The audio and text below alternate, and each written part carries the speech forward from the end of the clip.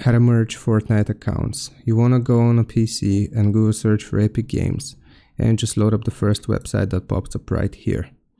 Now you want to either create a new account or sign into an Epic Games account that you have.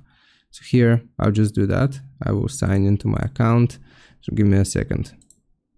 Okay, so once you have signed in, you can click on your profile name in the top right and then go into account. So here, once this loads, you should see apps and accounts here on the left hand side.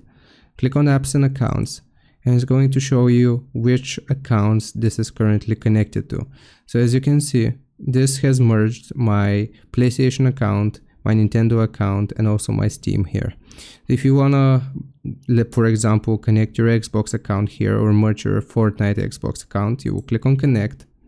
This is going to take us to this page. So connect your Xbox account, connect account.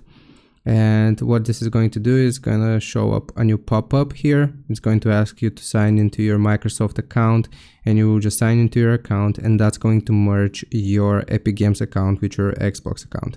You can read some more information here. Once you've connected your Xbox account to your Epic Games account, you will not be able to connect a different Xbox network account to it.